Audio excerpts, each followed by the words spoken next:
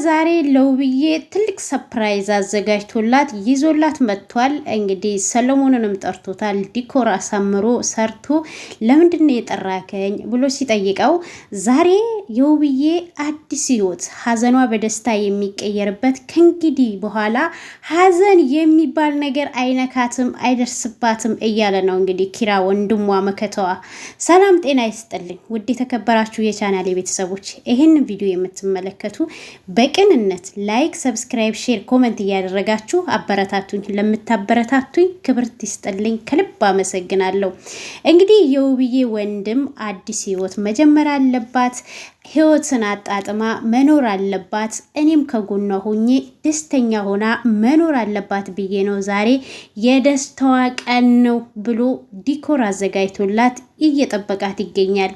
እንግዲህ ኪራ ሰለሞንን ሲጠራው ሰለሞን ምን እንደተደገሰ ምን እንደታቀደ የሚያውቀው ነገር የለምና ሁሉንም እንድትጠራቸው ጓደኞችክን ብለውታል።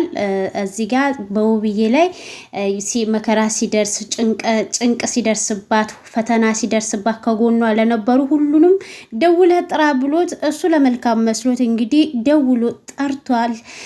እናም አሹም እንግዲህ ከአሹ ጋር ያለውን ነገር እንድትፈቱ እፈልጋለሁ። አሹም ከአንተ ጋር ትንሽ ከኪራ ጋር ድብርት ውስጥ ስላለን እሱ ነገር ካልተስተካከለ አልመጣም ብሎኛል ሲለው እኔ ምንም ችግር የለብኝም ንግስቲቷ እህቴ ብቻ ውብዬ ትምጣልኝ እያለ ይገኛል ኪራ። ሰለሞንም እንግዲህ እኛም የምንፈልገው የእሷን ደስታ ነው። እንደው ከጎኗ ናሂ ቢኖር በጣም ደስተኛ እንሆን ነበረ፣ እሷም ደስተኛ ትሆናለች ስለው ኖ ኖ ኖ ስለሱ ነገር ማንሳት አልፈልግም ይልና ኪራ ያስቆመዋል። ኪራም እንግዲህ ዛሬ የፋሚሊ የደስ በሚል ቀን እናሳልፋለን ሲለው ሰለሞንም መገመት ይቻላል ወይ ሲለው ምን ትገምታለህ? እንግዲህ አሁን በአይንክ የምታየው ነገር አይደለም ወይ? ሰፕራይዙም ተዘጋጅቷል። ይሄንን በማድረጌ ምን ተሰማክ ብሎ ኪራን ሰለሞን ሲጠይቀው እኔ በጣም ነው ደስ ያለኝ። አንተ ወንድሟ አይደለክም ወይ? ወንድሟ ስለሆንክ እሷን የሚያስደስታትን ነገር ነው የምታደርገው። የውብዬ ደስታም የሁላችንም ደስታ ነው ይለዋል ሰለሞን። ጓደኞቻቸውም እንግዲህ ተሰባሰቡ። እነ ሰላምም መጡ፣ ዳጊ መጣ። ዳጊ ግን እዛ ጋ ያየውን ነገር አይቶ ምንም አልተደሰተም። ስለናሂ ሊያወራ ሲል ምንም ነገር ስለናሂ በዚህ ሰዓት እንድታወራ አልፈልግም ብሎ ይለዋል ኪራ። አሁን የተሰማህን ስሜት ግለጽ ብለው ማይኮን ሲሰጡት እኔ የጠበቅኩት ነገር ሌላ ነው። እኔ የመሰለኝ ናሂንና ውቤን አንድ ላይ የምታስታርቅ መስሎኝ ነበረ፣ ግን እንደሱ አይደለም። ሁሉንም ነገር እግዚአብሔር ነው የሚፈታው። የውብዬ ደስታ ነው ማየት የምፈልገው ብሎ በጣም አዝኗል። ምክንያቱም ወንድሙ ነው ከትዳሩ ላይ የተፈናቀለው። ዳጊ ላይ የሚታየው የሀዘን ስሜት ነው እንጂ የደስታ ስሜት በፍጹም አይታይም እሱ ላይ። ኪራም የእሷን ደስታ ልትካፈል ከሆነ የመጣከው በድጋሚ ስለሱ ምንም እንድታወራልኝ አልፈልግም። ትናንትና መልካም ነገር ይፈጠራል ብለን ሞክረን ነበረ ከሱ ጋር፣ ግን ምንም አይነት ሰላም ነገር ሊፈጠር አልቻለም። ዛሬ ግን እሷ አዲስ ህይወት የምትጀምርበት ነው ሲለው ልጁ በጣም ይደነግጥና እኔ ምንም ነገር አልገባኝም ብሎ ይጠይቀዋል። ሰፕራይዝ ነው ሲል ኪራ ሰፕራይዙን እኛ ማወቅ አንችልም ወይ ብሎ ሲጠይቀው ሰው እንግዲህ ሰፕራይዙን ሲመጣ ታየዋለክ ብሎ በ4 ነጥብ ይዘጋል ኪራ። ኢዮባንም ምን ተሰማክ ሲሉት ሁሉም ግራ ተጋብተዋል እዚህ ጋር። ምክንያቱም ኢዮባ ምንድነው ያለው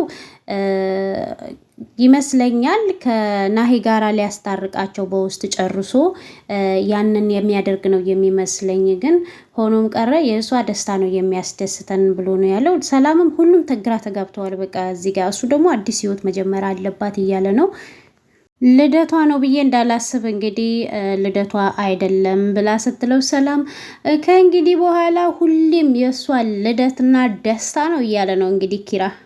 ሰላምም ውብዬና ናሂ አንድ ላይ ከሆኑ ሁሌ ደስተኛ ነው የሚሆኑት፣ ሁሌም ልደቷ ነው ብላ ስትለው እሱም ከእንግዲህ በኋላ ውብዬ ስታለቅስ ማየት አልፈልግም፣ እሱ በየጊዜው እየመጣ እያስደበራት ነው። ስለዚህ እሷ ሴት ናት፣ መከበር አለባት። ስለዚህ የእሷን ክብር ዛሬ ላሳየው እፈልጋለሁኝ።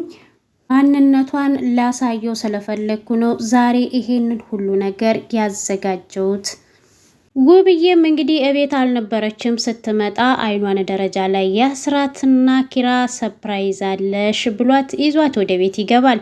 እቤቱም ከገባች በኋላ ሰፕራይዝ ብሏት አይኗን ከፈታት በኋላ እሷም ምንድን ነው ብላ በጣም ትደሰታለች።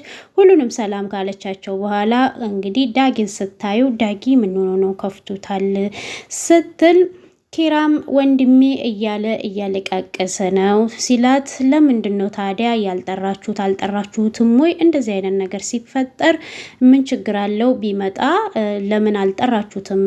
ትላለች። ሁሉም እንዴ እሱ እንደሚመጣ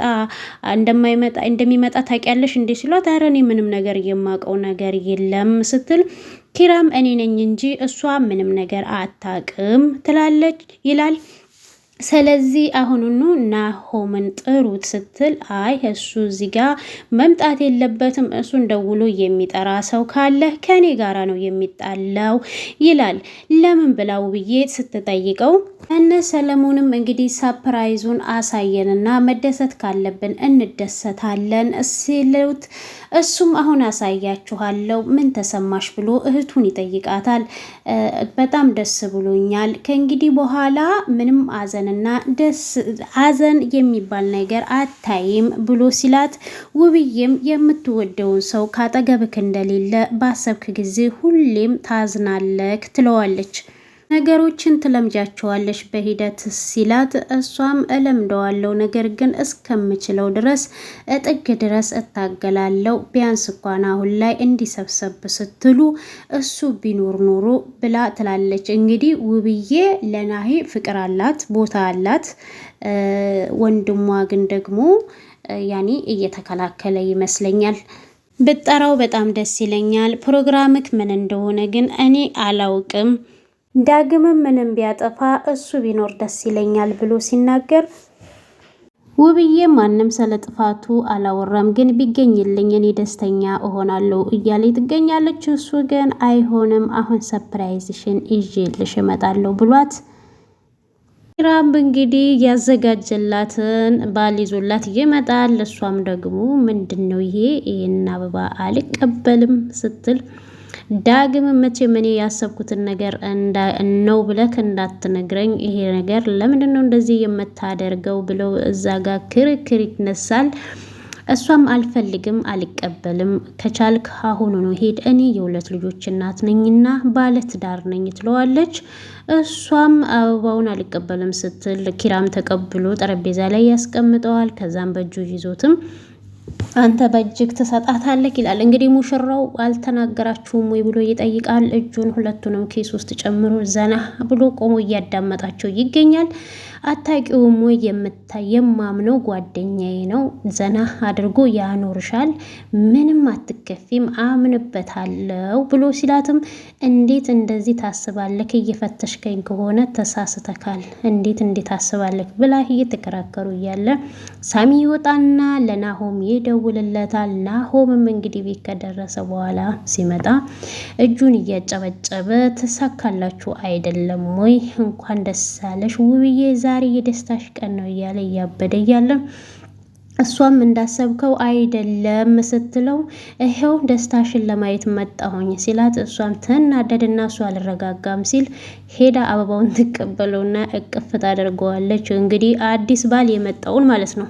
ዳግምም እንደምታስበው አይደለም፣ ናሂ ተረጋጋ፣ እሷ አልፈልግም እያለች ነው ብሎ ቢያረጋጋውም ነው እሷ ወዳ ፈቅዳ እሺ ያለች መስሎት እንግዲህ ናሆምን በሜዳ እያበደ ነው። ሆኖም እንግዲህ የተዘጋጀውን መጠጥ ሊከፍትላት ሻምባን መራጨት አለብሽ እንኳን ደስ ያለሽ እያለን ሲል እሷ ተረጋጋ ብትለውም አልሰማ ይላታል። ዞር በይልኝ ብሎ በጥፊ ይላታል። እንግዲህ ናሆምም ለምን ትመታታለክ ብሎ እንግዲህ ኪራም እያበደ ነው። ይህም ተረጋጋ፣ እኔ ምን ሳደርግ አየከኝ ስትለው፣ ተሳካልሽ፣ ረጅም ጊዜ ስታቅጁ የነበረው ነው ዛሬ የተጋለጥሽው ይላታል። እሷ ምን ሳረግ አየከኝ ብላ ስትጮህበትም፣ አንዳንዴ ፈጣሪ ሲያጋልጥ እንደዚህ ነው፣ ዛሬ ተጋልጠሻል፣ ያከበራችሁ ነበር እኮ በጣም ደስ በሚል ሁኔታ እያካሄዳችሁ ነበረ ፕሮግራሙን ብሎ ናሂ ማንንም አልሰማም እያለ ነው። ኪራም ፕሮግራሜን አበላሸክብኝ ሲለው እኔ ወይኑን እከፍትላቸዋለሁ እናንተ አክብሩ ሲል ኪራ ደግሞ ወይኑን በአንተ እጅ የሚከፈት አይደለም፣ ቆንጆ ልጅ የሚከፍተው ልጅ አለ፣ ስለዚህ አንተ አታስፈልግም ይለዋል። እኔን ስላየሽ ነው አይደለ አበባውን መልሰሽ የሰጠሽው፣ ስለዚህ ሂጅና አበባውን ተቀበይ፣ ደስታሽን አክብሬ ይላታል።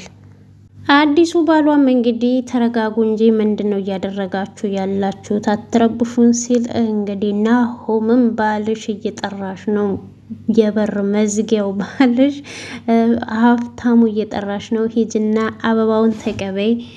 ይህም እኔ ይሄንን ነገር ማድረግ አልፈልግም፣ ለምንድን ነው ተረጋግተክ የማትናገረኝ ስትለው አንተ ኪራ ይሄንን ነገር እያደረግከው አንተ እንደሆንክ አስረዳው ስትለው እየነገርኩት እኮ ነው ሊሰማ አልቻለም ይላል። እንግዲህ የዚህ ቤት ድራማ እውነት የማያልቅ ነው። በባለፈው እንግዲህ በፋፊና በቲጂ ነበረ ሲቀልዱብን የከረሙት። አሁን ደግሞ አዲስ ባል ይዤላት መጥቻለሁ ይላል ወንድሟ። ይመስለኛል ግን እውነት ከሆነ ኪራ የሆነና ወደ ራሱ እንዲመለስ እንዲማለለካ ሚስቴን እንዳላጣት ብሎ እንዲያስብ ያደረገ ይመስለኛል።